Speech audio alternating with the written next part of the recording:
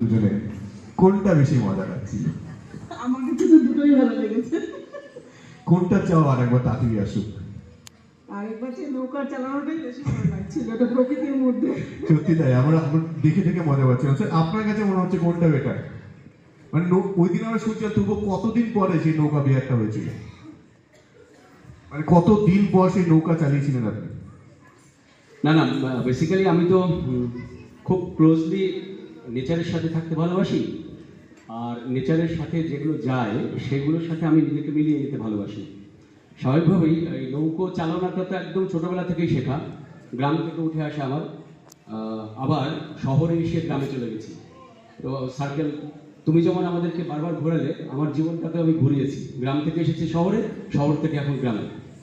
তো নৌকো ওকে শুধু এই কদিন আগে যেটা দেখা হয়েছে সেটাই না, এর আগেও বহুবার আমি নৌকোতে ওকে ঘুরিয়েছি। আচ্ছা, ওনাদের যেমন শুনলাম নিজেদের পছন্দ করে, বাকি আপনাদেরটা কেমন? আমাদের গার্জিয়ানরা পছন্দ করে দিয়েছিল, পরে আমরা নিজেরা বেশি করে পছন্দ নৌকা বেশি ঘোরাটা কিছু নৌকাতেই হয়েছিল না কোনো অন্য কোনো জায়গায়? সেই রকম না। পরবর্তীকালে বিয়ে হওয়ার পরে আমরা একে অপরকে সময় দিয়েছিলাম, যে দূরে ছিল কিভাবে আস্তে আস্তে নিজেদেরকে পারস্পরিকভাবে বোঝা যায়, সেই বোঝার সময়টা আমরা কিন্তু দিয়েছিলাম। একটা অন্য পরিবার থেকে আসা এবং সেই পরিবার থেকে এসে অন্য একটা পরিবারে পড়ে যাওয়া, তো সেটা বুঝতে পেরেছিলাম যে আমাকে সময় দিতে হবে। সেই সময়টা আমি দিয়েছিলাম, এবং পারস্পরিক নির্ভরতা, বিশ্বাস এবং একে অপরের প্রতি যে নিষ্ঠা রেখে এগিয়ে যাওয়ার যে রাস্তা, সেই রাস্তাটা আমরা ধরেছি।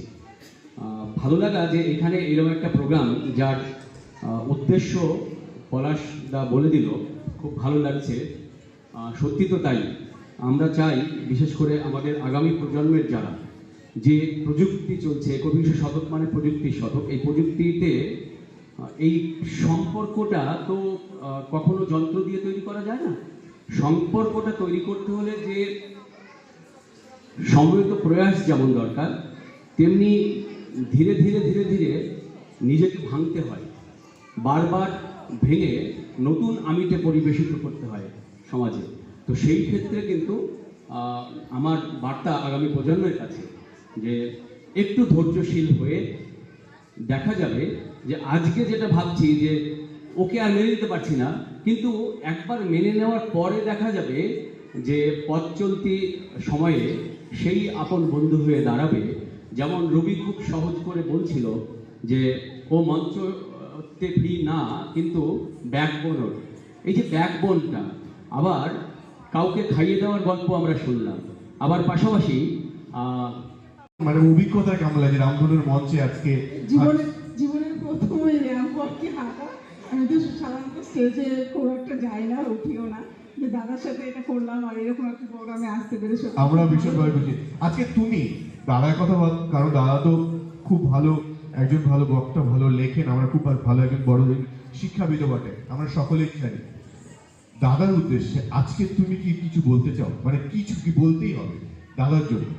দাদার উদ্দেশ্যে কি বলবো, দাদা সত্যি খুব ভালো। মানে বাইরেটা যেভাবে মেনটেন করে, বাইরে না না, বাড়িতেও আমাদেরকে যথেষ্ট সময় দেওয়ার চেষ্টা করে, খুবই কেয়ারফুল। আর আমি চাই উনি যেরকম আছে ঠিক সেইভাবেই থাক। রাগারাগি তো হয়? হ্যাঁ, সে তো হবেই। রাগ কি ভাঙায়? যেখানে ভালোবাসা থাকবে সেখানে রাগারাগি হবে না, এটা তো হবেই। আচ্ছা, রাগ কি ভাঙায়? একজন তো ঘুম পাড়িয়ে দেয়। এটা আমাদের ক্ষেত্রে দাদা ঘুমিয়ে যায়। আমি ভাবি অত লোড দিয়ে লাভ নেই। আমার তো একটু পরেই নিলতেই হবে, বাধ্য। জেনে যখন গেছি নিলতেই হবে, তাহলে ওই ঝুটঝামেলার মধ্যে আমি নেই। আমি খালি বলি আমার তো লোড নেওয়ার দরকার নেই, যা পারো করো, আমি আমার কাজটা করি, এইভাবে করি আমি থাকি।